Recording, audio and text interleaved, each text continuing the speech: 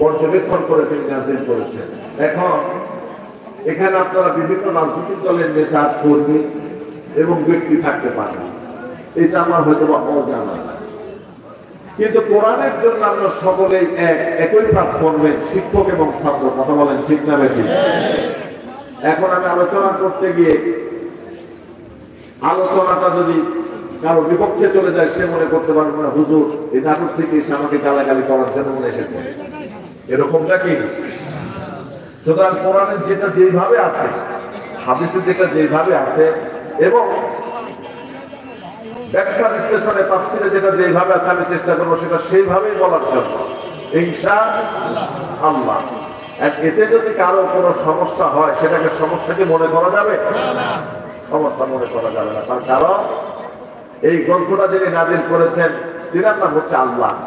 আর কোরআনের প্রথমে খুললেই আমরা দেখতে পারবো আল্লাহ তাআলা বলেছেন যালিকাল কিতাবু লা রাইবা ফীহি, এই কিতাবের ভিতরে কোনো সন্দেহ নাই, কোনো সংশয় নাই। এটাকে নির্ভেজাল এবং টাটকা করে যিনি নাজিল করেছেন তিনি হচ্ছেন সরাসরি রব্বুল আলামিন। সুবহানাল্লাহ। ভূমিকায় কথা না বাড়িয়ে আমরা চলে যাব মূল আলোচনার দিকে। আমি আপনাদের খেদমতে কোরআনুল কারীমের 114টা সূরার মধ্যে থেকে একটা সূরা তেলাওয়াত করেছি। নাম আমি বলি নাই, তেলাওয়াত আমি করেছি। আপনাদেরকে বলতে হবে সেই সূরাটার নাম কি। যারা কোরআন পড়তে পারেন তারা আরেকবার উত্তর দিয়ে বলেন কোন সূরা তেলাওয়াত করেছি? সূরাতুল লাহাব। নবীজির সাথে এই লোকের সম্পর্ক কি ছিল জানা আছে আমাদের? কি ছিল? চাচা। তাহলে রক্তীয় সম্পর্ক যদি দেখি তাহলে খুবই কাছে। কথা বলেন ঠিক না ঠিক? চাচার হাতে হাদিস এসেছে বাবা যদি মারা যায়, বাবার যারা বড় এবং ছোট ভাই থাকবে তাদেরকে সম্মান করা মানেই বাবাকে সম্মান করা। সুবহানাল্লাহ বলেন। তাহলে নবীজির এরকম চাচা, আরো তো অনেক চাচা ছিলেন, তাদের সম্পর্কিত কোরআনে তেমন কোনো নির্দিষ্ট এরকম ভাবে কোনো নাম নিয়ে সূরা বা ইঙ্গিত করা হয় না।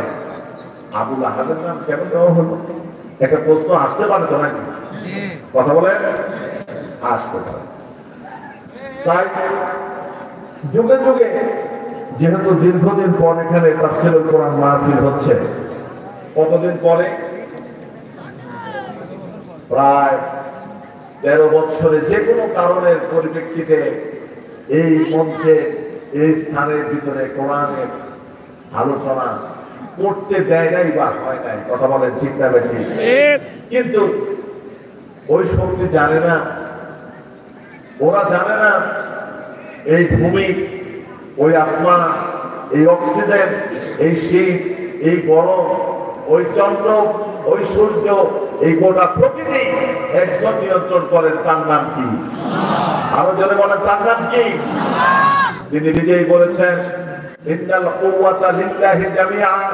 পৃথিবীর যার যত ক্ষমতাই থাকুক, যার যত শক্তি থাকুক, নিশ্চয়ই সকল শক্তির উৎস হচ্ছে আমি আল্লাহ পাক সুবহানাহু ওয়া তাআলা।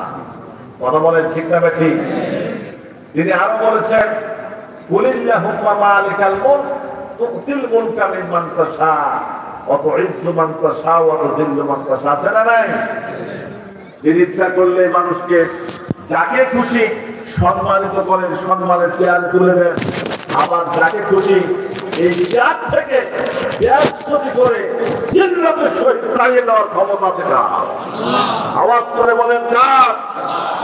সুতরাং যারা অতীতে তাফসীরুল কোরআন মাহফিল বন্ধ করে দিয়েছিলেন, তারা আজকে চক্ষু টান করে দেখো, আজকে হাসান খান এই জামে মসজিদের ময়দানে অসংখ্য আলেম ওলামা কেন্দ্রিক তাওহীদি জনতা ঢল বেঁধেছেন। তারা আজকে তাফসীরুল কোরআন মাহফিল খুলে বসেছেন। সুতরাং এই তাফসীরুল কোরআন মাহফিল হবে শুধুমাত্র আল্লাহকে কেন্দ্র করে। কথা বলেন ঠিক না ঠিক? তাদের শক্তি যদি হায়না দূর নিয়ে আসেন, তাদেরকে দাঁত ভাঙা জবাব দিয়ে বলতে হবে বাংলার গগনে যতদিন সূর্য পূর্ব আকাশে উদিত হয়ে পশ্চিম অস্তমিত যাবে, এই মসজিদের মুয়াজ্জিনের কণ্ঠে আযান প্রতিধ্বনিত হয়ে মুসল্লিরা নামাজে আসবেন, ততদিন পর্যন্ত কোন বাতিল শক্তি, কোন চক্ষু রাঙানিকে আমরা পরোয়া করব না। মুসলমান রাজি আছো না?